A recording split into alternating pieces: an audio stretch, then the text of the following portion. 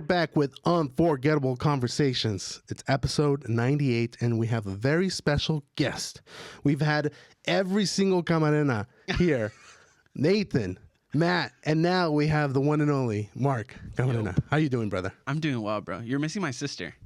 That's true. And you're technically your dad, because he told me that he was going to come out on the podcast. Not this one, but I guess someone from L.A. asked him to come out on one. Nice. And he told me about it. I'm like, hey, if you ever want to come out on ours, like, just tell me. We got to get the whole family. Here, bro. Yeah. But I'm doing well.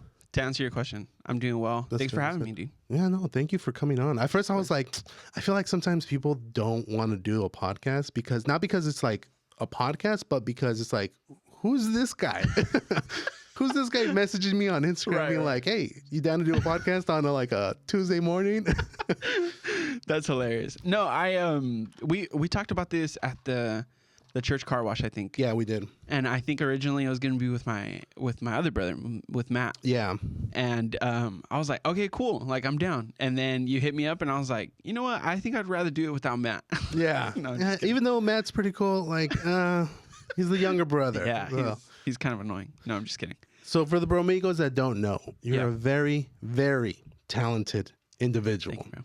You've mastered, I consider mastered because I don't play any instruments, but you've mastered multiple instruments.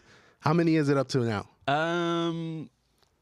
Well, first, mastered is crazy. Like, I wouldn't consider myself a master of either of them. But I played drums, bass, guitar. Drums, bass, keys. Okay. Yeah. I can fiddle on guitar, but not enough to like actually perform. Right. Yeah, I just kind of leave it at drums, bass, and keys. But keys being my main kind of lately. But you're technically doing it at a professional level, aren't you? Yeah. So then I would consider that a master. Yeah. I mean, because unless you're doing it at like your talent show or something like that, that's like entry level, or like you're taking music gift cards and stuff. Yeah. Music classes. You're technically a master. Yeah. Someone told me early on, like, if you're making money from it, that you're a professional. You're a professional. So I was like, okay, cool. Then that kind of lightens I feel like the pressure of saying I'm a professional musician. Mm-hmm. You know, like, yeah. I could start charging those top prices. Yeah. Yeah. My invoices are looking very high right now. No, I'm just kidding. Let's start from the beginning, because I feel like there's right off the bat, just because I know your dad. Yeah.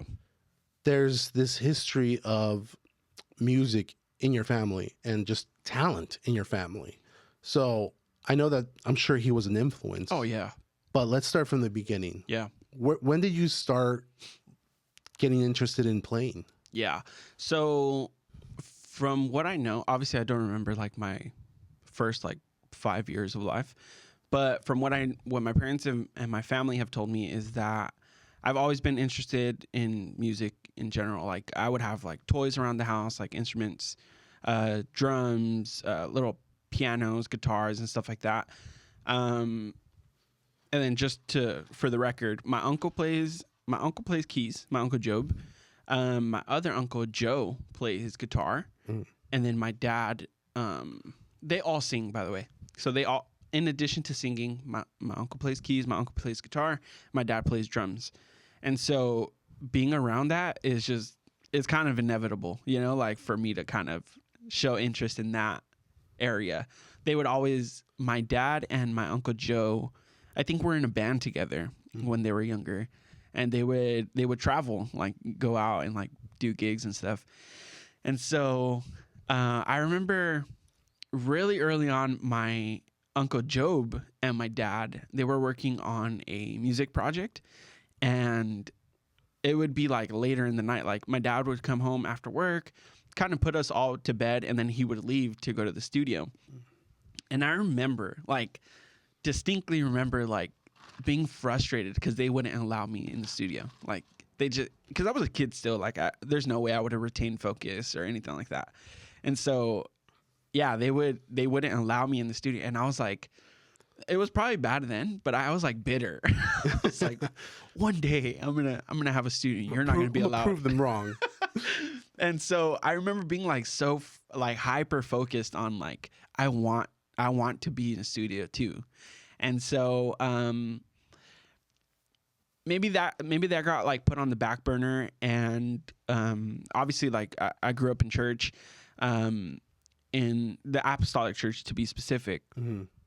And I'll explain why that's important later. But my grandpa was a pastor, and so my dad was kind of in charge of the music. And they say that as early as 3, I was playing drums in church. Whoa, okay. I like to say In church? In church. Whoa, yeah. okay. So like next to the real like big drum set, they would put like a little kid drum set. Mm-hmm. And I think there's a picture of it somewhere.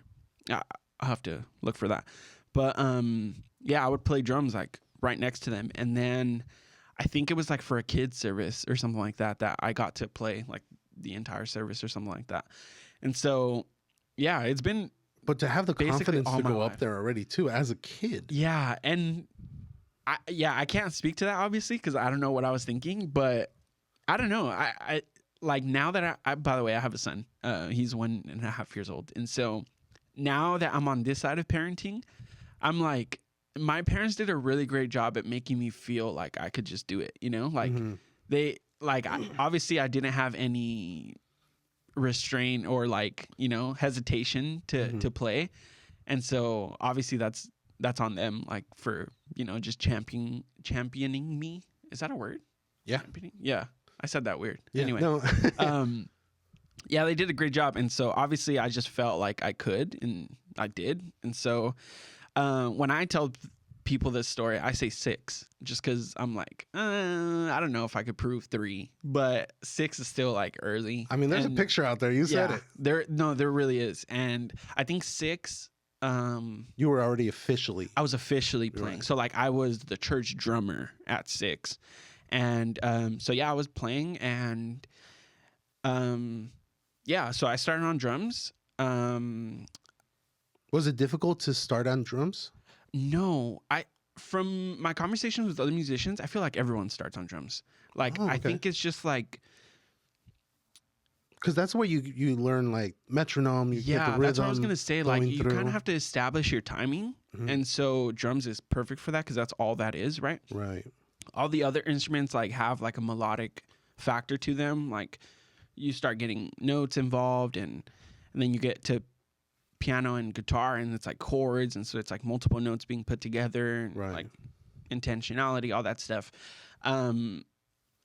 So yeah, I started on drums. I didn't start playing keys though until I was like 15.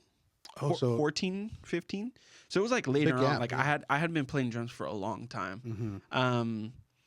And I think I don't regret that, just because I spent a lot of times playing drums, and I got to like experience like the full picture of like a drummer, you know? Like I would go, I remember I would like go out with my Uncle Job who plays keys.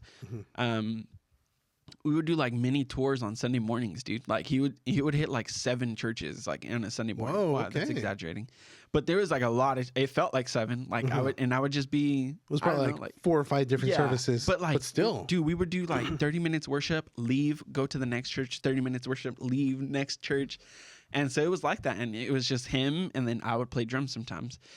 And so, and you enjoyed it too. Yeah. Like I think he showed me like that world. And so I was just like, yeah, I'm down. Like I could do this too. And so, yeah, through high school, like the money that I had in high school, like buying my lunches and stuff like that, was from the gigs I was doing on the weekend. Like, oh, okay. So you were already making money even by like, what is it, 17? No, Yeah, technically 14, like 14 to 17 if high school time. Because I started playing keys, and then I didn't get serious about keys. Well,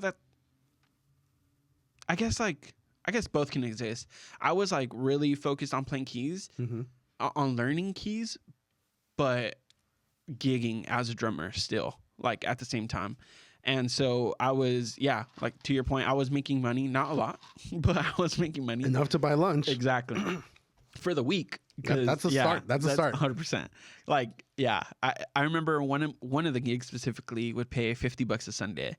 And so, not bad. Yeah. So like doing that, you know, the $5 sandwich, that's like 10 days worth. And so, yeah, like I mean, especially since at a younger age, you don't have any responsibilities, any bills, any car payments or anything. It's literally just to buy chips and crap, like just junk food, you know, like stupid stuff. Anyway, so I was learning to play keys as I was still like gigging for drums. Mhm. And then I mean that as I learned keys kind of gave me like an understanding of bass. Mhm.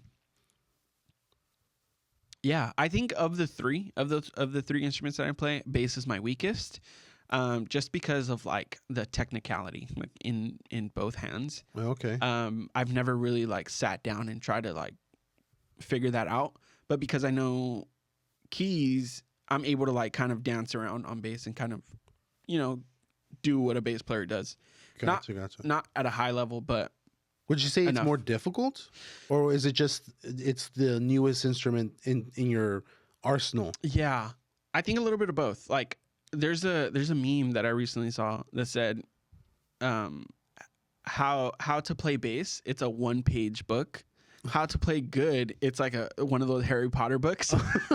Because it's like like it's a single note. So like you know if you're just doing your part and just getting those notes right, You'll get it. you're fine and you do the band justice.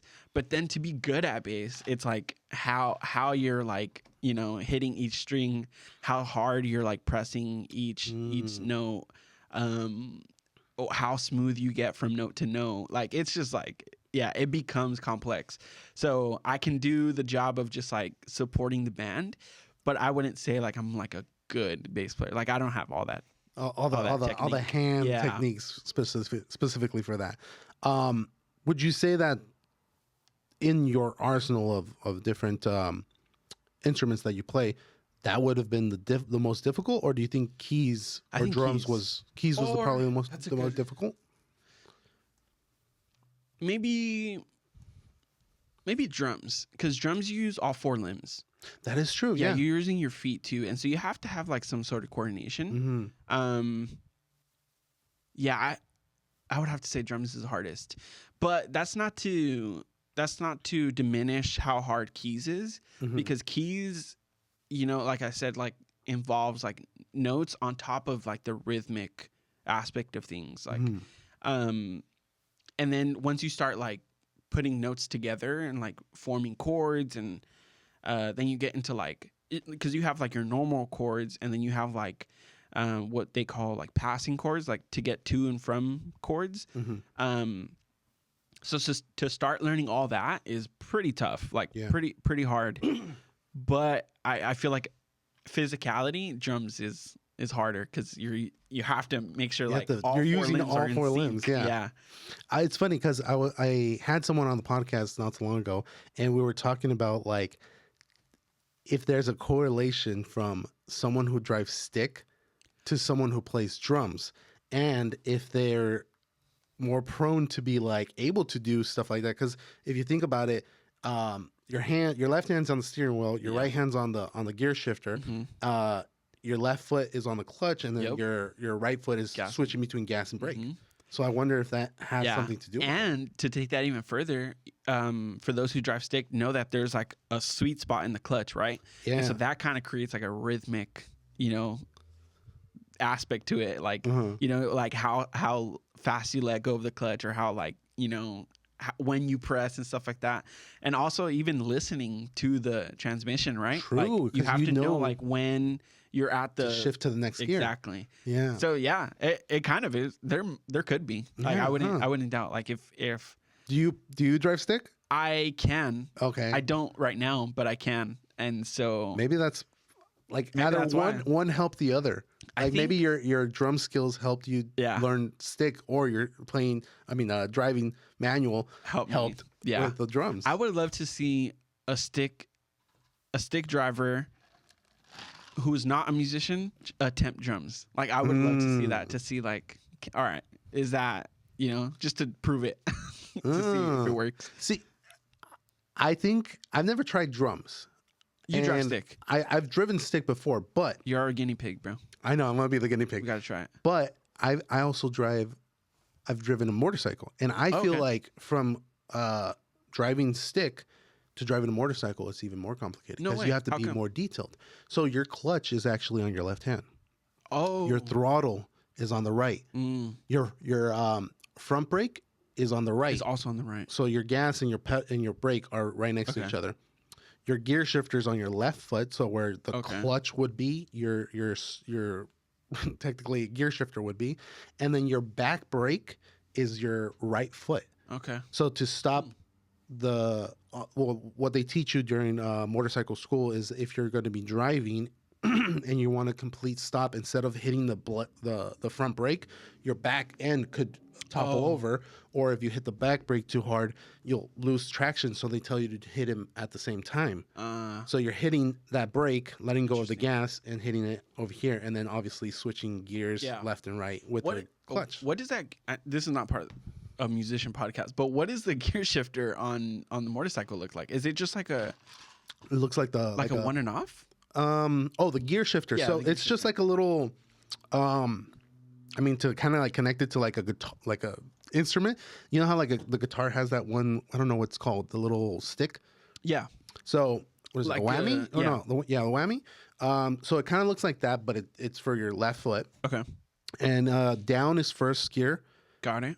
In the middle, where you normally have it, is neutral. Okay. Then you go up gear, next gear, up to the so 6. you like kind of like flick So it you're up? flicking it with your left foot. Okay. Yeah. So when you start your bike, it's an ignition button. Okay. So you hit it, and then you're in neutral right now. So then you start letting go of the clutch, and then go first gear. Okay. Then you keep going, and then you have to hit like a full motion to get from neutral to second gear. Got it. So it's like that full, and then there's it's weird because there's a trick to it that you could technically shift without using the clutch. Okay. Which is weird.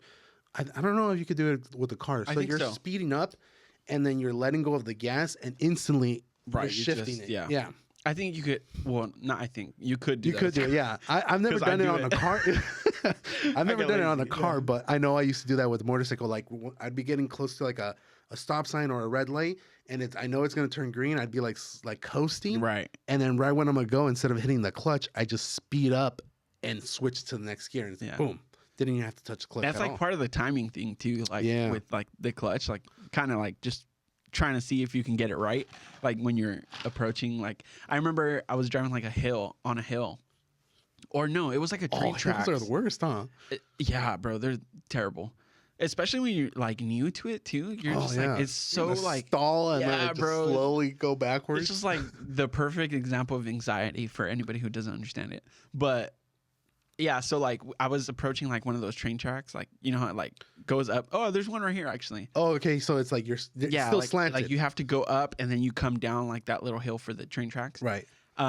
I remember I was going it once and there was a red light on the other side of the little hill, so I stayed on this side just because I didn't want to stall or like stalled, yeah.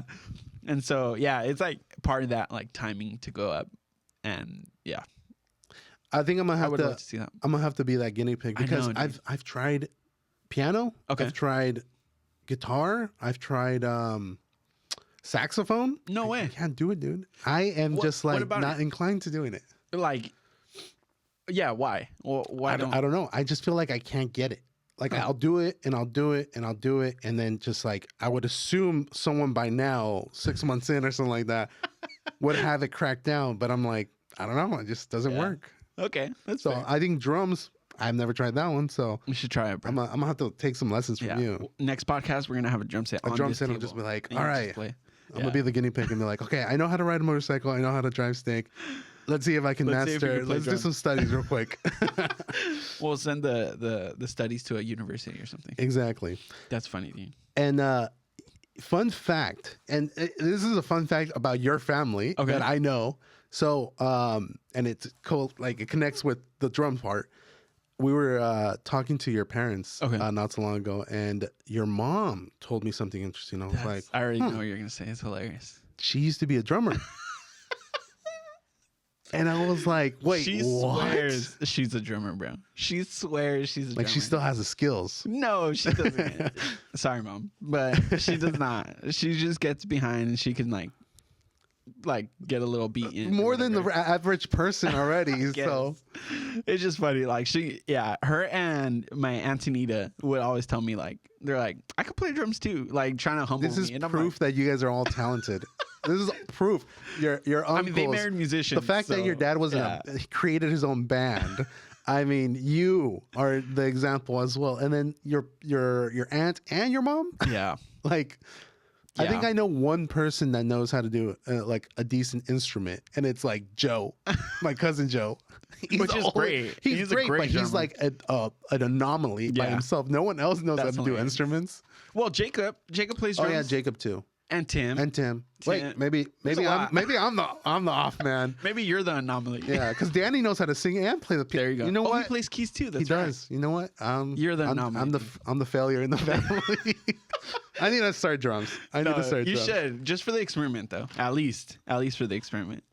No, but so growing up around them, it's like inevitable, you know? Like even Joe and Jacob and Tim, like just us like always being fascinated by music. Like I didn't see them a whole lot like growing up, but like with social media with Joe, and then for a lot of like, I remember, I think it was like 4th of July, like almost every single 4th of July, we would come to Ventura and hang out with the Tovars. And we were like, Jacob always had like a really cool drum set. Like, I think he had like a really cool DW at one point, a PDP. And so like, we would always just like play, you know, like it wasn't like a task for me, you know, it was just a hobby. Like it was fun. Like it was just fun to play. I think that helped it definitely helped just being around that environment. I remember, like for holidays and stuff like that, my Uncle Joe, he would pull out his acoustic guitar and he would just like play. We would just sing, and so like, and then like even my cousins, like they're all musically inclined too. Well, not all, but most of them are musically inclined. Like Alyssa sings, Aaliyah sings, Mariah sings.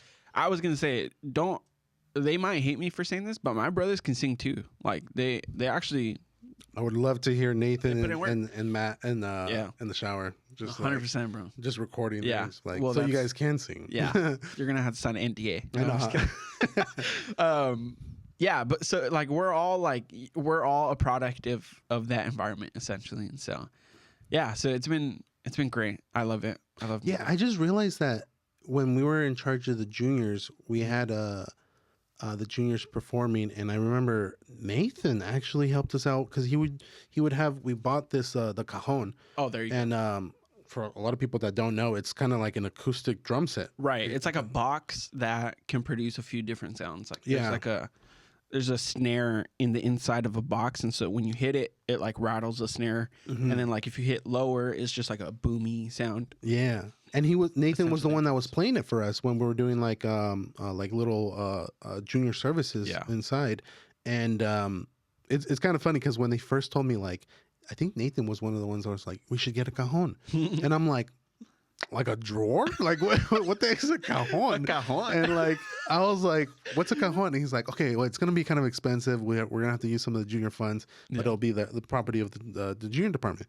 I was like, okay. So he got it, and I look at it, I'm like, this is a box, dude. Like, I could have built you this. Yeah, I could have built you this. And he's like, yeah. And I was like, how do you use it? Like, do you put it on like a table or something? He's like, no, you sit on it. And I'm like, I think this wasn't the wisest decision of like finances. But I paid $300 for a box. But it was like the moment that he sat on it, he's like, watch, I'll show you. And he's like, and I'm like, okay, that's actually pretty cool. Yeah. Yeah. And he's rhythmically inclined too. I think. Yeah, I think everybody in my family is rhythmically inclined. Definitely. But specifically Nathan, when I was learning keys, so it was like a group of 3 of us at my church. It was me on keys, my friend Tuchin on drums, and I think you know Steven Gonzalez. Yes. He was on bass. And so it was us 3 that were like the church band. Gotcha. And in Anaheim, right? Or where was it? This was a church in Whittier. Whittier. Yeah. We lived in Anaheim but traveled to Whittier for church. Gotcha.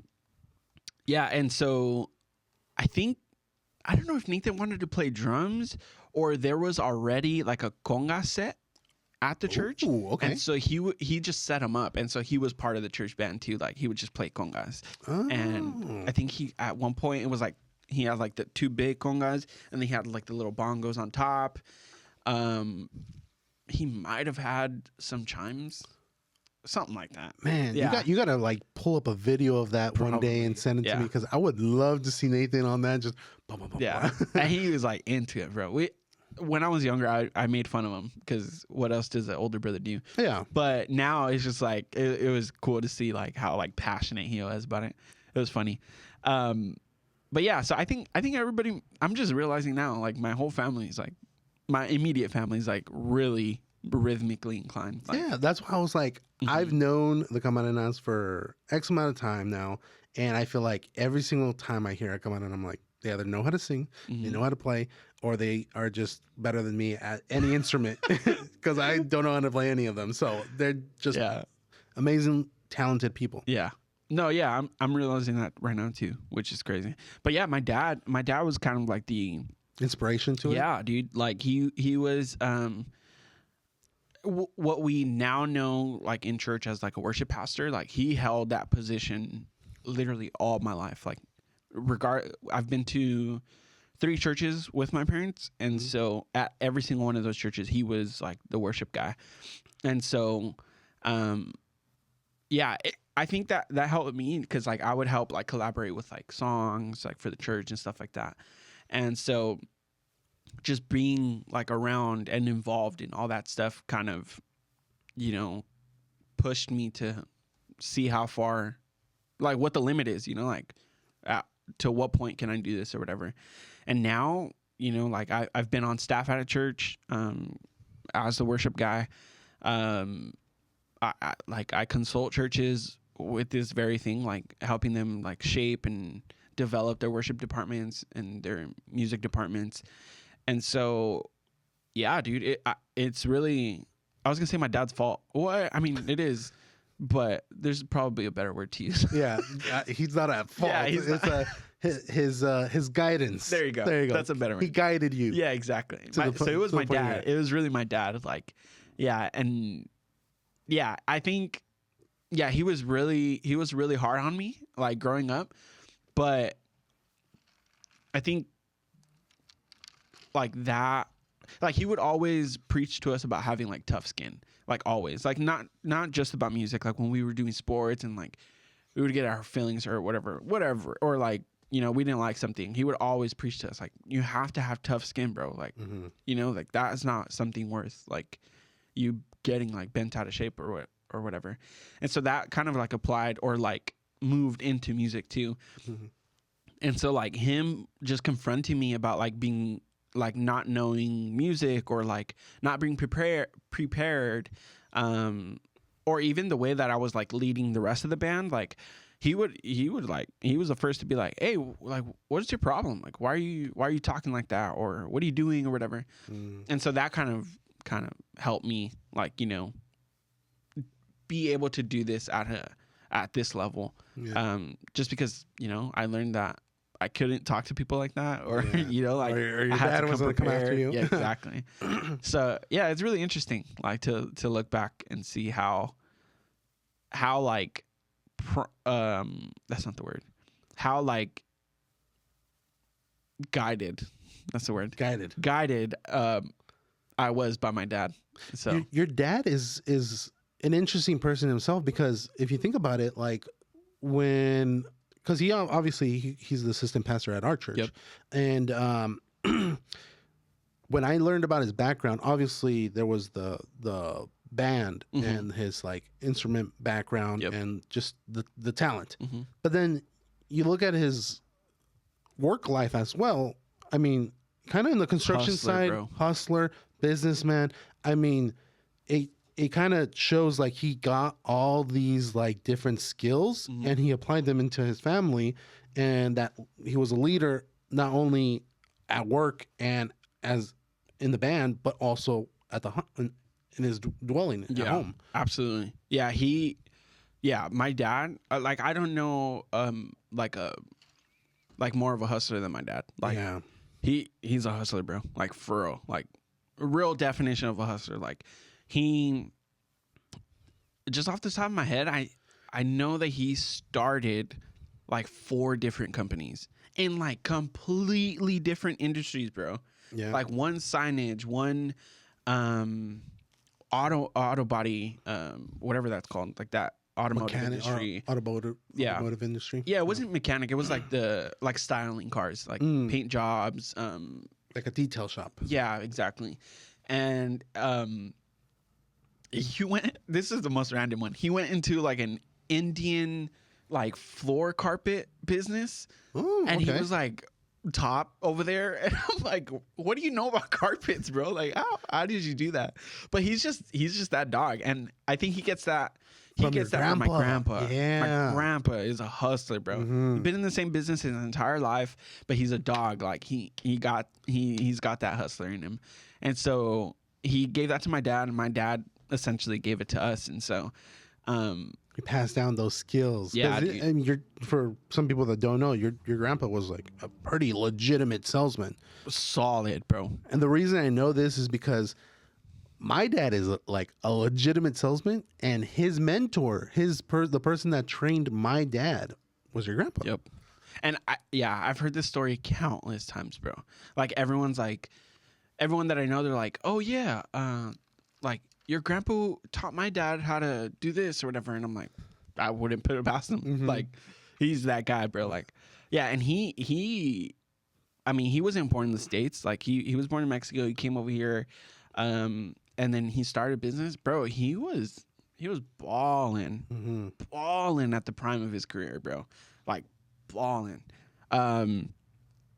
Yeah. So he's the originator. He's the of that, original like, one. Showed those skills to eventually your dad, and then from your dad, those same skills down to you. Yeah. Was there a turning point for you when you were like, this is what I want to do for a living? Like, I want to play for a living. Yeah, dude, it was pretty early on. Like I was super like stubborn that I was going to do this for the rest of my life. Yeah, like really, really. I remember like some of my leaders that will remain unnamed. They were like, dude, you have to have a plan B. Like you have to figure out what you're going to do if music fails for you. And I'm like, music is not going to fail for me. Like, it's not. Like, that's what I'm going to do. And I think because seeing my family, as in like my dad and my grandpa, being so like just being hustlers, that, you know, I felt the same, and I just took that and I applied it to music. And I'm like, okay, I gotta, you know, now I'm married and I have a son. I'm like, dude, I have to provide for them. You know, like I have to make sure my house is, you know, set, and we're not, you know, worrying about what's going to come or whatever. And so, yeah, so early on is when I decided. I was like, yeah, like early as in high school time, or yeah, maybe, I was gonna say maybe like sophomore year, maybe even junior year. A fun fact, not so fun for my parents. I was terrible at school, like terrible. I remember, I think it was my sophomore year. I shouldn't be bragging about this, but it's my testimony. Yeah. It was either my sophomore or junior year. I missed school more days than I went to school. Whoa, okay. Yeah. And that was just pure stupidity. Like it wasn't because I was sick or anything like that. It's just You weren't like somewhere in a corner just playing drums. No, literally I was though. Oh, you were? Yeah, okay. I would man, I don't know if I should say the story. I'm not gonna say his name. I would leave school. I would get dropped off at school. Right. Leave school. Go to my friend's church. He had a key to his church. And we would go to the church and literally play drums all day, bro. Dude, okay, I'm not going to lie. If I had a kid and they skipped school to go to church, I wouldn't be mad. There's a billion other things I could have been doing. And yeah, anyway. He went to church. Can't blame the dude. No, I'm just kidding. Yeah, and like I remember like dreading every single phone call that the school would call my parents, like, hey, your son was absent again. My parents would be like, bro, like, what else do we have to do? Like, we're literally watching you go into and school. I don't know that they knew that I was playing drums. Like, I don't even think they cared to find out like what. That sounds bad, but they didn't like really like investigate as to like where I was or what I was doing. But yeah, I was playing drums. Like we were just, me and my friend, we would go. We went to this pizza shop one day, and the lady was like, "You guys come here too often. Like, you guys are not in school." And we're like, "Oh no, like we have a special lunch or whatever." And she was like, "Oh, that's weird. What high school do you go to?" And I was like, "Yeah, that's not appropriate for you to ask." And I remember she being like, "Oh, okay, whatever." And so like we used to like strategically go to places for lunch, and so that we didn't get caught up. Every time we saw a cop car like drive by the church, we would stop and like freeze and like shut up, and then they would leave, and then we're like, all right, let's go. It's just, yeah, it's crazy, bro. Like, yeah, I don't know a lot of kids that would ditch school to go play. Well, yeah, they would ditch school to go like to the mall, to the theater, to go do something else, hang out with friends, go to the beach. Yeah, like, and I think that's like a testament to like the friends you had. My friends in band, they would literally ditch school to go get high, bro. Like, and like, you know, like bad stuff, bro. And yeah, dude, it was awful. And so now in retrospect, I'm like, it wasn't that bad. Like, but anyway, all that led me to going to a continuation school. Okay. My junior and senior year. Oh, okay. Like second half of junior and all of senior year. What's it called? Adult ed. Adult right? ed. Yeah. Yeah. And so that's kind of like, because I was already doing bad in school, I was like, okay, obviously, like, you know, like I kind of ruined my opportunity to like build a career, like with something that is like, that holds like education at a like priority. Right. I kind of ruined that opportunity for myself. And so I was like, I have no other choice. Like, music is it, you know, like that's it. Like, I'm just going to do music for the rest of my life. And so, yeah. And I had a bunch of like jobs. Like I did retail, I did warehouse jobs. I worked for this nonprofit, like thrift store. Like Habitat? I don't know what that is. Habitat for Humanity, they build the homes for specific families, but they also have a storefront that's kind of like a Goodwill, but like all the money that they get from the donations of like all the stuff that they sell goes towards the proceeds. Oh, nice. Yeah. I just kind of promoted them. I don't know why. Shout out. We're not connected to them, but shout out to Habitat. That's hilarious. Kind of. Essentially, I mean, they weren't building homes, but they, you know, they did use the money to like, you know, fund their church and have like community projects and events. But yeah, so I worked for them for a little bit too, and yeah, I worked office jobs. Like I had a few of those. I was at a staffing agency, so they put me like in a bunch of random places. Anywhere they needed someone for 2 weeks. Exactly. Like. And so even in those 2 weeks, I remember there was like a 2-week assignment. It might have been a little more, but I was there for like maybe 3 days and I got fired because I was like an hour and a half late each day. Like I didn't care, bro. Like, and that's bad. Like that's awful, but it got me to where I am now. And so like I learned really, really early on that a schedule is not for me. Like I'm just like, yeah, bro. If it's before 9 a.m., do not count on me. Like, don't. That's crazy that some people, they're like that. Yeah. But if you think about it, a lot of successful people, they didn't graduate high school or even before that. Like, even got into high school. They, right after middle school, they went to go do their own thing. And they became either entrepreneurs or they pursued a career that they wanted. Yeah. Was there a point after, like, the adult ed that you were like, I'm a hyper focus on this? Yeah. Well, so throughout high school, I was still gigging. Like I was still doing like music work. And so I think like there wasn't necessarily like a moment where I was like, okay, this is for sure what I'm going to do for the rest of my life. It was always like I want to do this, but I need money. So like, let me just do this real quick while I build the music stuff. Okay. And so and Which is then smart. yeah, and then like,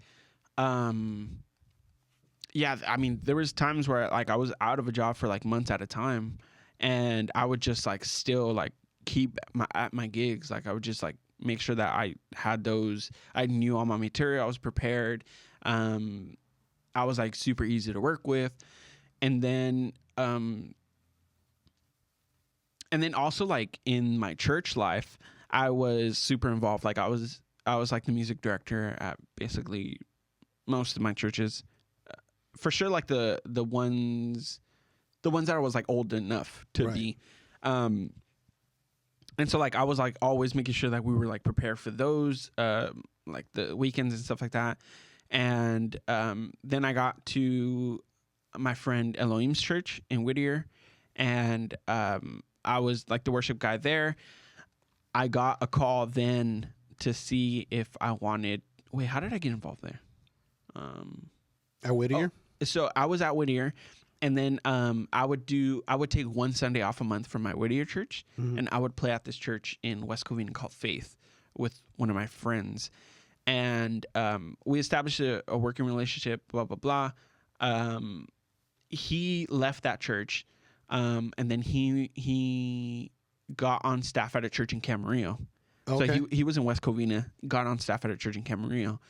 As he got a job in Camarillo, my parents decided to leave Anaheim and move to Ventura. Right. So we came to Ventura. As I was living in Ventura, he calls me. He had no idea I lived in Ventura. He was like, "Hey, bro, I have a church that's looking for a drummer to be on staff.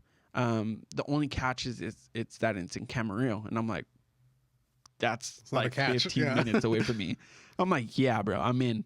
And so with the blessing of my pastor at the time, Elohim, I told him, I was like, bro, this is because you guys were still going. Oh, I totally forgot. You guys were still going all the way to Whittier. From living in Ventura, bro. How was that drive? It was brutal. Yeah. Brutal. Well, I'll say this. When my parents moved out here, almost immediately they started going to Revive. Okay, but you were still. But I was still going out there. Gotcha. And so I would make that drive. So check this out, dude. I would basically live at my parents' house Tuesdays and Wednesdays. And then Thursday, I would wake up at my parents', drive to church for Bible study and rehearsal. And then I would stay the weekend out there with one of my homies, David. I would like gig through the weekend, play Sunday at my church. Monday was Monday night prayer, so I'd stay for that. And then Monday night, I would drive home. Dang, that's commitment. Bro. Shout out to David for letting you stay at his house. Bro. We joke about it all the time. I'm like, bro, like every time I can, like I'll like buy his meal or whatever. He's like, for what, bro? Like, and I'm like, bro, you let me live at your house. Like, yeah. Like, I was couch surfing. Yeah, and it wasn't even like his couch. Like he had a whole room set up. Dang, and like, man. dude, he had, I don't know why. Shout bless out his to heart, David. Bro. Yeah, 100%. He I don't even know you, but bless you. But he basically let me live with them, bro. And so, yeah, it was crazy, bro. It was serious commitment. Dang, anyway, so then wild, I had a conversation with Elohim, and I told him, I was like, bro, this is what I want to do for the rest of my life, and obviously this is a clear opportunity. How old were you at this point? This was 2019. So what is that? 6 years ago? I'm 29 now, so 23. I was 23. 23 years old. Yeah. Okay. So that was my first like job as a musician.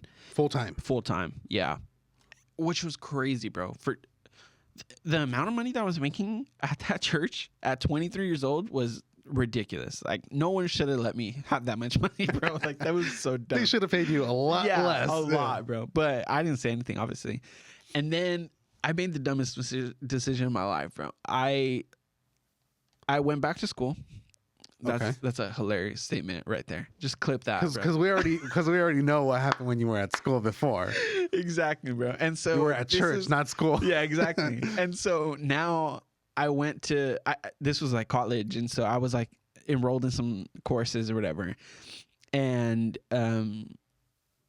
I made my classes to fit my work schedule. Okay. And so I remember, I think one of my classes was on a Thursday, and we would work Wednesday, Friday, Saturday. And so they changed their schedule as soon as I locked in my schedule at school. And they were like, hey, we're doing Wednesday, Thursday, Friday now. And so I'm like, I can't make that work. Like I'm going to school, and I have no idea why I was so set on like going to school or whatever.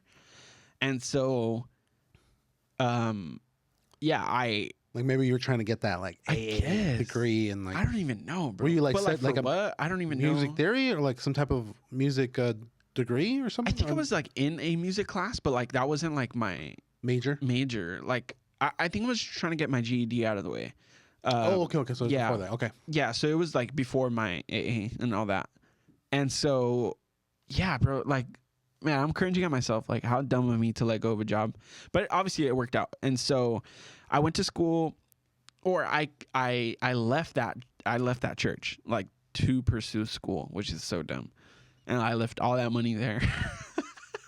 And so, so I left the school, blah, blah, blah. We parted ways. I went back to Whittier. I went back to the Whittier church. Okay. And I was there for a minute, and then COVID hit. Right. Yeah. COVID hit, and so it kind of like slowed down. We were just doing like recordings or whatever. I'm sorry, no, backwards. Right before COVID hit, I had already left the church. I was at Whittier, and the same guy that called me for that job in Camarena, he hit me up again. He was like, "Hey,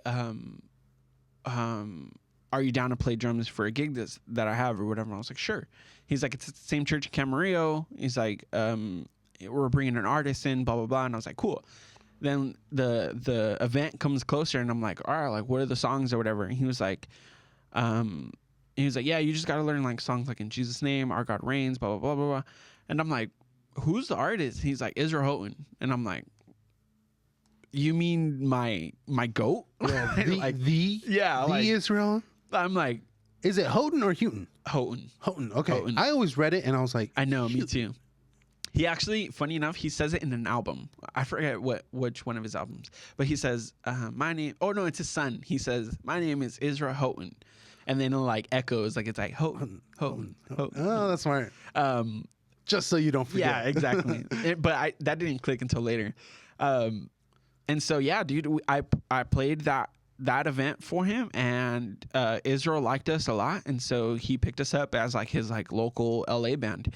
And so like we were doing whatever dates he had in LA, like we would just play. Oh, okay. And so that got me. He was leading at New Life Church in Oxnard.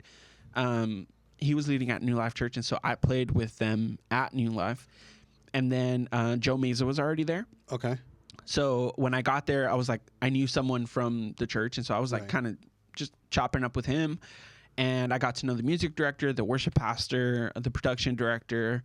I got to meet like a few of their staff or whatever, and they found out that I was local, like I lived in Oxnard. And so they were like, are you available Sundays? And I was like, yeah, I am.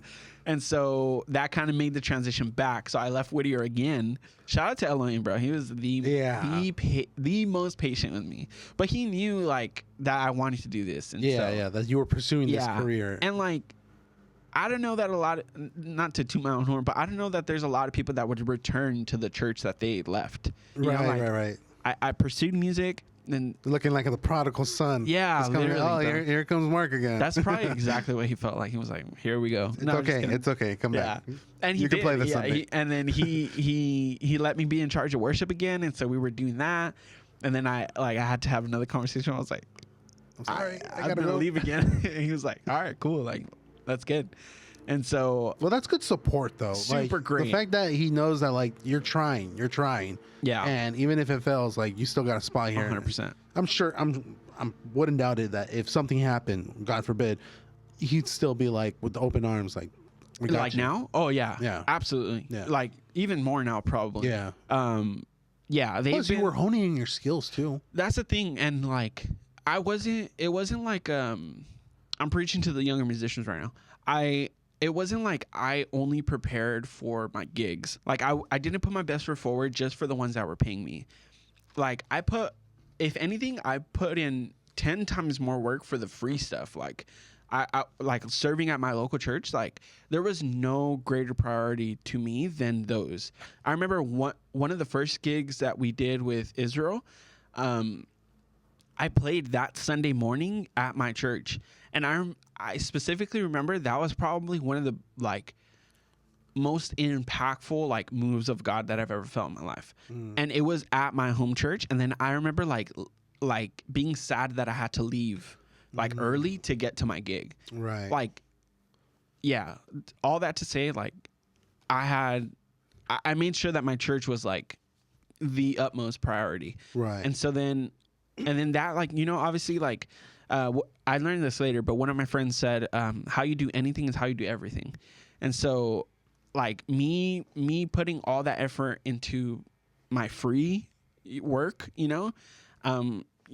essentially just transferred over to the stuff that I paid, like the stuff that I got paid for. And 9 times out of 10, the stuff that I got paid for was way easier than the stuff that I was doing for free at my church. Right. Because at my church, I was like scheduling everybody. I was choosing the songs. I was making sure all the lyrics were inputted. I was making graphics. I was making announcement videos for my church. And then I got hired to just play drums at it. It's like you have one task like, and one task only. easy. Versus it's like, I've been multitasking Exactly. for so long. 100%. Jumping over here, it's cakewalk. Exactly. And so, yeah, so I got to do all these gigs like super easy. And yeah, and so I don't even know. I lost my train of thought. Did you ever feel like there was any, well, since you grew up in an apostolic assembly, did you ever feel like there was any limitations to your career path that you were pursuing?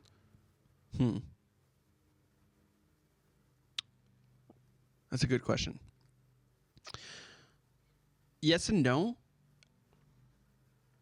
No, because earlier I said that I grew up in an apostolic church, and that's important because I think the level of musicality or the expectation of musicality in the apostolic church is super high. Like now that I've been out of the assembly for a few years now and have worked with a bunch of other churches, no one's doing it like the apostolic assembly. Really? No one, bro. Actually, I'll say no one's doing it like the Pentecostal movement, because also UPC and UPCI and stuff like that. Right. No one's doing it like that, bro. Like there's like a standard. Yeah. I was even gonna say like a competition, but like a healthy one. Like right. Everybody wants to play convention, and so everyone's like honing in their skills to be chosen at convention. You know, or even like because I know you did it, Jubilee. Jubilee's another one. Yeah, that's another one. As big as convention, right? But that's big too. I mean, but it was big for us. Like for us who were SoCal, like, yeah, it was big. Like you wanted to play every single year, and you know, you wanted to be involved in those like the high musicality events and arenas.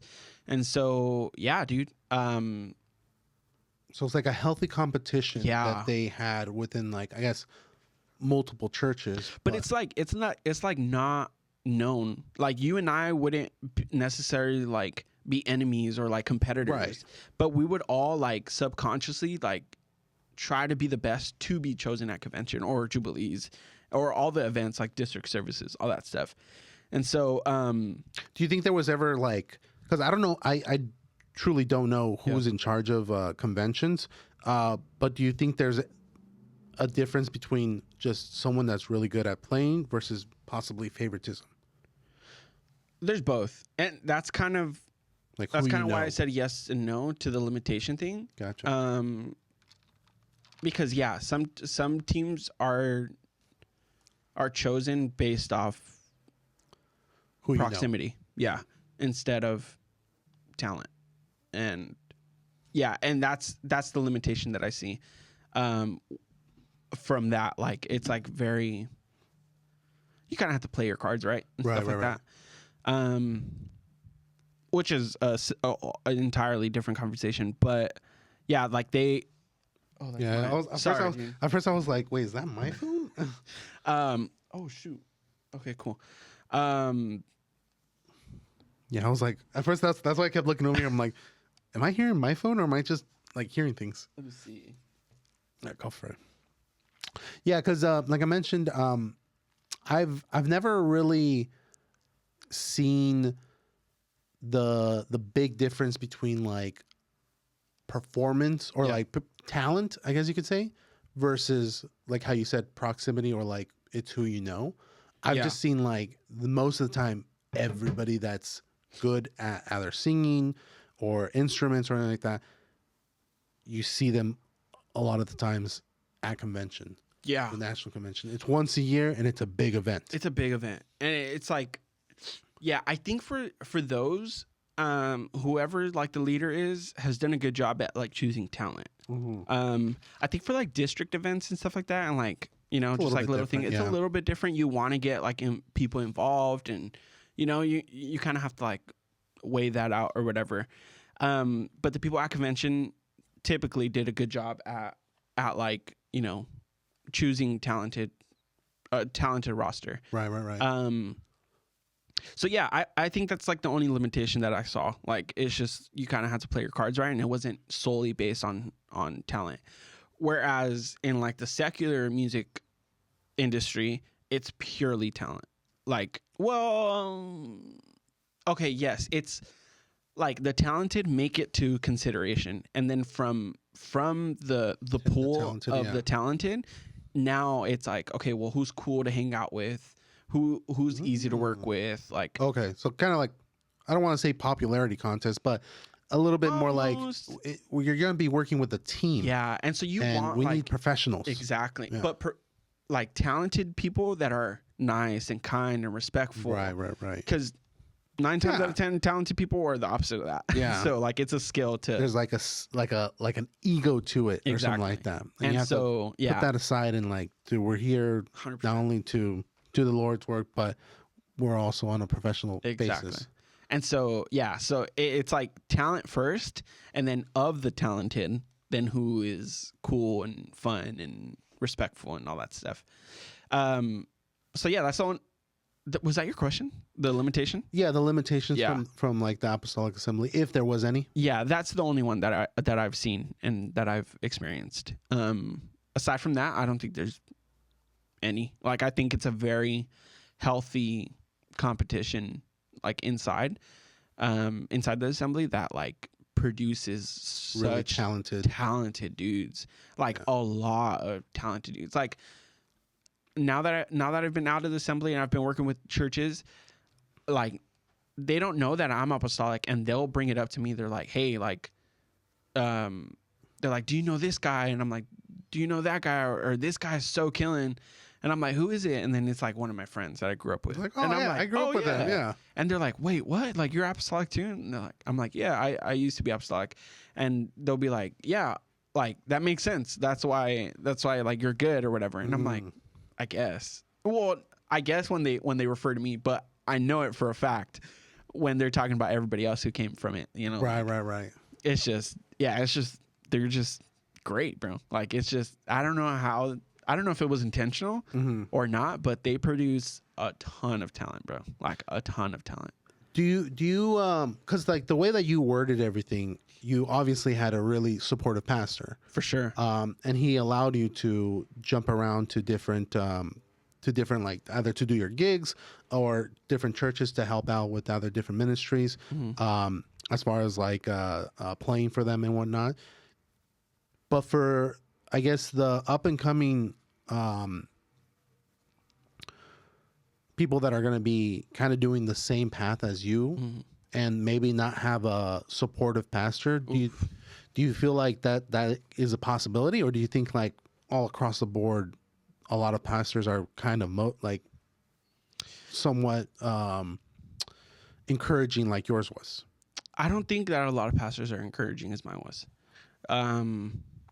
In fact, I got a lot of pushback from pastors and leaders who weren't mine, but like, you know, felt to speak into my life. Like, they were just telling me. I remember one guy specifically told me that I was a sellout, and I was like, all right, sure, like, sure, bro. Like, don't name names, yeah. But dang, yeah. Like, so I did experience both, like, and to be honest, like, it took a long time for me to like heal from that stuff, because I was really bitter at the assembly as a whole.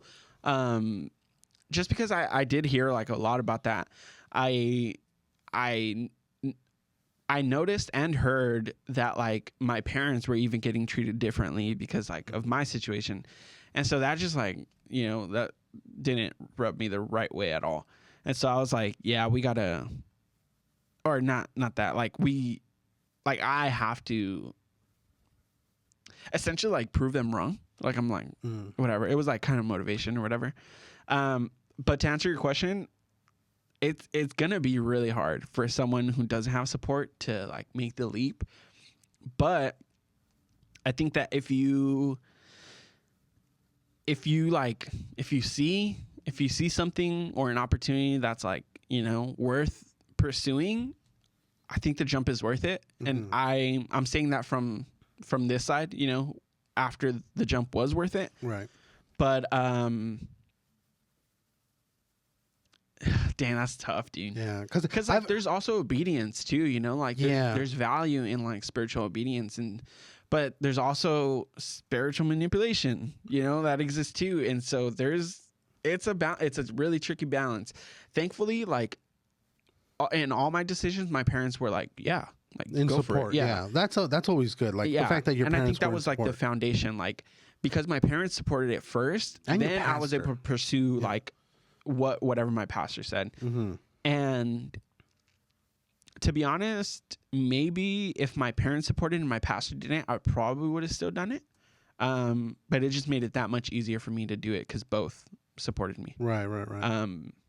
Yeah, because I feel like that's hard, dude. Yeah, it's definitely a tough question, and the reason I asked you because I feel like you're at such a high level and you experienced a lot of different things, and a lot of people that see you and maybe like see the way that because you've posted a lot of things and you're pretty like a lot of people see that and they're like maybe wanting to be like you, but then they have this kind of like pushback from either their pastor, their parents, someone that says maybe look into a different career, like what they told you early on, where it's like have a plan B. Maybe they don't want to be that type of person to have a plan B. They want to do follow in your footsteps. Yeah, and I feel like it's hard when, like you said, there is that you have to be obedient, right? But then there's also the part of you also have to pursue something different to make something different. Like you have to be uncomfortable to find success for sure. Yeah. Yeah, dude. It's tough because like there's so many different factors. Like we kind of touched on the hustle aspect of from like that I inherited like from my dad and my grandpa. Right. Like if someone doesn't have a hustle or like a grind in them, do not pursue this like at all. Like do not. Like it is rough out here. It is like it really is. Especially like early on, like when you're trying to establish connections and you don't have any yet, like it makes it that much harder because you have to like put yourself out there and you have to make connections, blah blah blah. If you don't have that in you, do not pursue music. Like don't, because it's 100% that. It's like everyone you meet, like you don't know who has work or who has, you know, the next opportunity or whatever. And I'm not saying be opportunistic. Like don't like establish connection with people or relationship with people just for the possibility of getting paid. Right, yeah. Exactly. You should, like me, I'm like a little bit of both. Like I can turn on my extrovert, but I like to be an introvert too. And so sometimes I have to like convince myself to not be an introvert and be an extrovert so that I can establish like a real connection with someone but like purely like invested in them and not as like, okay, I know that you're the music director over here. Like I'm going to be cool with you, but not the drummer who has nothing going on for him. You know, it's like I have to treat both of them equally and like with respect to both and being like, man, like you sound great. Like what's your story? Like where are you coming from? And vice versa to the music director or whatever. And I think that just being like an overall chill person like helps in that. Like not that sounded like I'm saying like I'm a chill person. No, but I'm saying like you have to be, you know, like even if I wasn't naturally, I have to turn that on and I have to like be that person for that.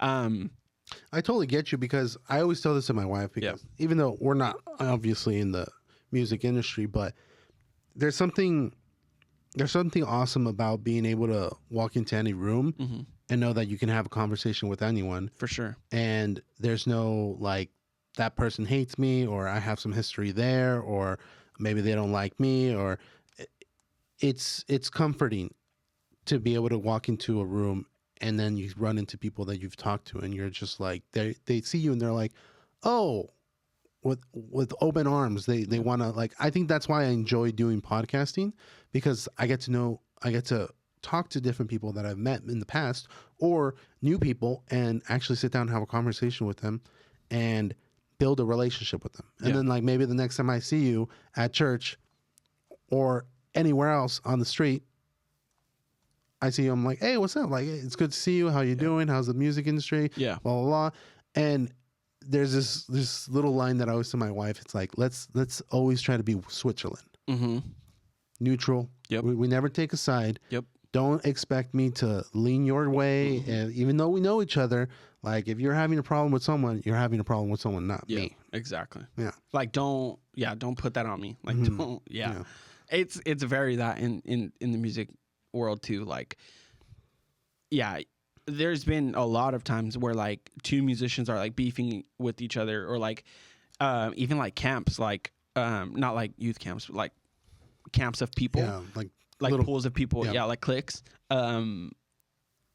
Like some do not like each other, and like, you know, like I'm not gonna be like, well, I'm gonna go this way, I'm gonna go that way. Dude's got a family to feed, you know, like both of them could provide opportunity. And that sounds very opportunistic, but that's like, that's just being like wise about going about it. And like, you really can't like carry someone else's battle. Like if they got beef, you guys established that beef. I wasn't part of that. Yeah. You know? And that means I don't take responsibility for it too. So yeah, it is very that, like you have to be neutral. You have to be respectful and kind to everybody, regardless of whether or not they'll ever call you, or if they're going to be the person that's like elevating your career to the next level. True. Like it doesn't matter. Like everyone should be treated like respectfully and equally. Yeah. And I've definitely messed up.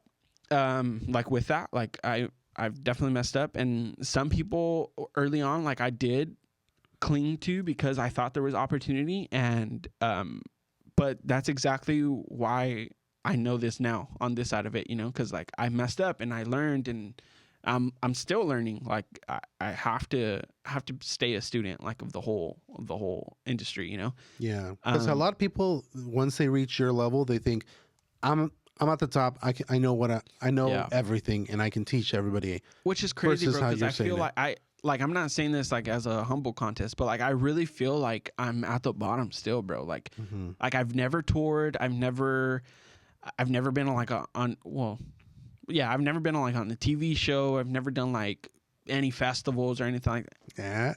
Yeah. We're streaming to TBN. No, I'm just kidding. Yeah, like so I feel like I'm at the bottom still. Like I have so much to achieve, you know? And so for you to say that, I'm just like, dang, that's crazy. Like and not to diminish like anything I've done. I'm incredibly proud of everything that I've done and everything that I've accomplished. But it still feels like the beginning to me, dude. Like I'm just like, yeah, bro, we're just getting started. Like we're, you know, like the world, what's the phrase? The world's my oyster or whatever. Like, or like the sky's the limit. The sky's the limit, bro. Like, and so, I just feel like I'm still at the bottom, but I appreciate you saying that. Yeah. Thank you, man. What advice would you give someone that's starting early on, right in the beginning? Yeah. And what, from the mistakes that you've learned, from the mistakes that other people that have done and you've learned from them, what advice would you give? It sounds like really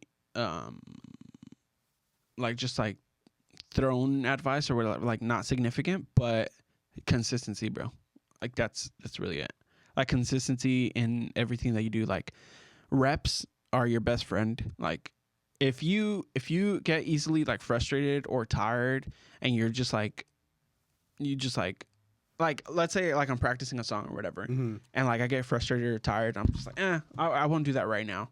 Like again, how you do anything is how you do everything. And so like if you're not true to yourself about being consistent right there in that moment, like chances are you won't be consistent when it's like time, it's crunch time, you know, like time to get it done. And so, yeah, I think consistency is the best thing. Like if you can't afford to practice like 2 hours a day, practice 15 minutes a day. Like that's all it is. It's just, but like repetition is your best friend. Like, and that's really with anything. Like if you're a creative, if you're, I mean, like an entrepreneur, if you're working out, yeah, dude. If you continuously work out every single day, eventually you're gonna start seeing progress. Exactly. Yeah, I'm trying to think of something else, but I think that's like my number one like message. Consistency. Yeah. Consistency. Not only like are you getting better, but you're also creating that discipline. Mm-hmm. Yeah, absolutely. Yeah, exactly. Like the discipline. Like discipline isn't something that you just like do, right? It's like it's something that you like practice, and so if you're consistent at something, it like creates that discipline in you, right? Like to be like, okay, well, I have to do that. I guess they're interchangeable. Yeah, they're kind of interchangeable. But anyway, like that's my message. Consistency. I do want to dive in a little bit because of the fact that you said that you're a father now, and I'm soon to be a father. So crazy. I want to kind of pick your brain. Yeah. I want to know, how bad were those sleepless nights? It was pretty crazy. But shout out to my wife. She is incredible. Like she kind of handled that part of it by herself almost. I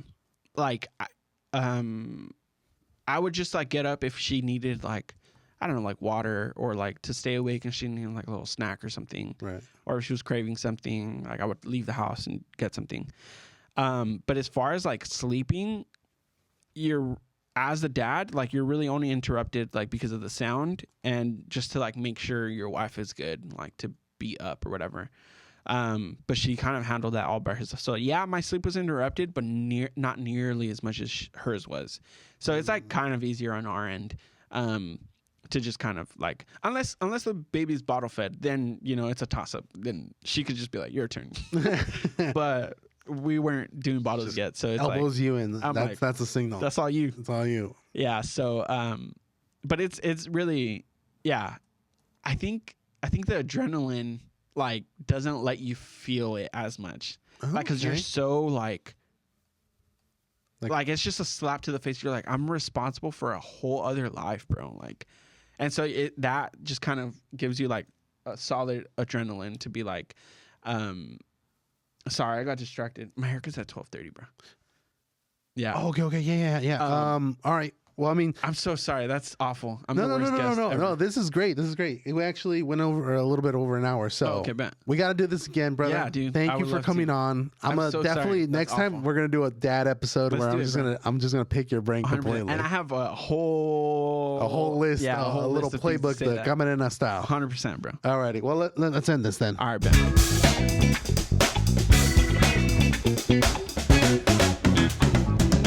Bye, everybody.